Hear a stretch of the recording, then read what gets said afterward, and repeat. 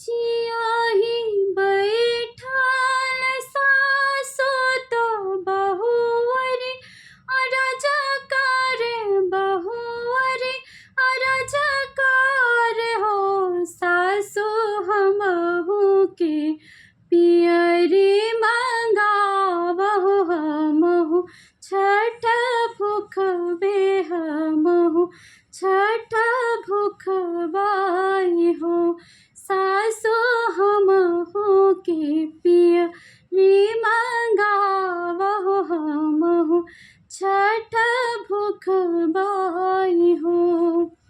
सितनी बचन सोनी सासु सुनहु ना ही पवाली बोलहु ना ही पवाली ना हो बहिनी भीतरा से बोले लेना नदिया त बहु ते आतर बोले बहु ते आतर बोले हो। इतनी बचन सोनी सासु सुनहि ना ही पवाली बोलहि ना ही पवाली ना हो बहिनी भीतरा से बोले लेना नदिया तो तन वासुना वेली तन वासुना वेली हो भाभी तू तो हाउ जन माँ के बजनी तो कैसे छठ भुखबो तो कैसे छठ भुखबो न हो।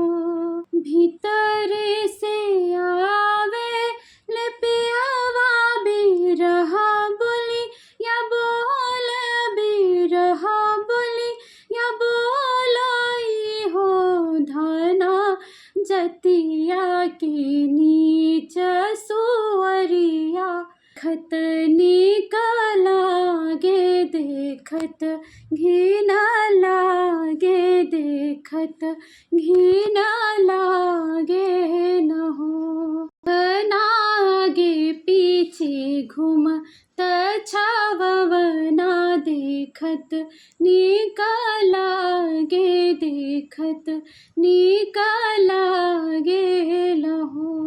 रहा बारिश भय बियाहवा ललन सुख नाही ललन सुख नाही न हो धना गंगा में डूबी मर जई तू त कव नो आरथ के ना कव नो करम के न हो।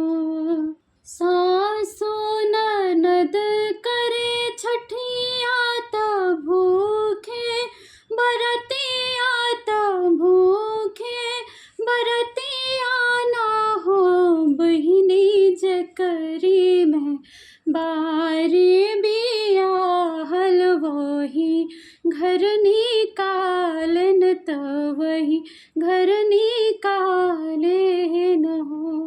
ससुरे कमारी बेचारी तो नैहर घर ठाढ़ भाई नैहर घर ठाढ़ भाई हो माई खोली दे तू अपना के बड़िया भीतर चली आईत भीतर चली आईत हो।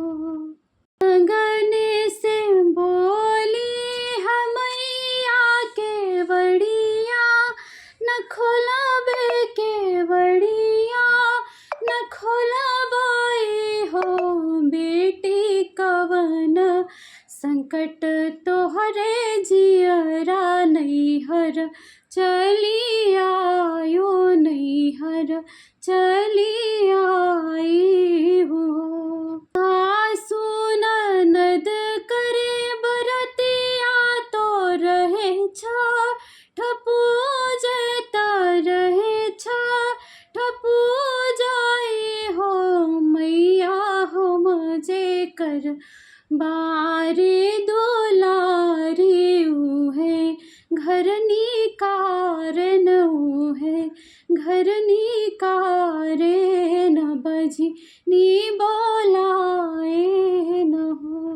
नैहरे के मारी बेचारी त जंगल बीच ठाड़ा भाई, जंगल बीच ठाड़ा भाई हो के होते जो जंगल के बिचवा हमहि भखेले ते हमहि भखेले ताहि हो। वन में से निकरे है बघवा त सुख दुख पूछे त सुख दुख पूछाई हो। बेटी कवन संकट तोहरे जियरा, जंगल बीच रोयो जंगल बीच रोई हो। सासु ननद करे छठ बरतिया त हमारा हे बाजिन त हमारा हे बाजिन हो। बघवाजे कर आटी बिया हलवही घर निकाले, जंगल बीच रोइल हो। गाँव काही बेटी कहत दुख लागे, कहत दुख लागे ना हो। बेटी तोह काज हम खाइले बघिन बाझिन होई है, बघिन बाझिन होई हाई हो। जंगल के मारल तिरियावा गंगा तीर ठाड़ा भाई, गंगा तीर रोवे त गंगा तीर रोवाही हो। मैया एक लहर हमें दे तू त डूबी मरी जाइत, डूबी मरी जाइत हो। बीच धार से निकली गंगा मैया त सुख दुख पूछे त सुख दुख पूछेली हो। बेटी कवन संकट तोहरे पड़ले त तिरे मोरा रोयो, त तिरे मोरा रोवेलु हो। आऊ कहीं मोरी मैया कहत दुख होवे, बहुत दुख होवेला हो। मैया सासु ननद करे बारतिया त हम रहे बाझिन, हम रहे बाझिन त पिया वाणी कारे न बजी नी बोलाए न हो। गंगा मैया धीर धरावे त खूब समझावे त खूब समझावेली हो। बेटी हथवा में लिहु तीन चाउर रो महुआ त छठ माई के पूजहु विधि से मनावहु, विधि से मनावहु हो। बेटी हथवा में लिहु तीन चाउर रो महुआ त औरो से दहिया तो छठ माई के पूजहु विधि से मनावहु हो। मुहवा से उठली बझनिया तो कैली छठ बरत त कैली छठ बरत न हो।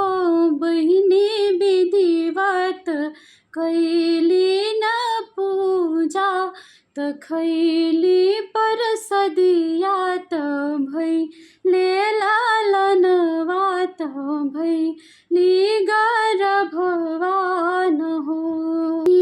तात सावन महिनवा भदौवा के लागत भदौवा के लागत हो बहिनी जनमे है मुरली मनोहर बजिन नौआ छूटल बजत बधैया त आनंद उठे सोहार हो।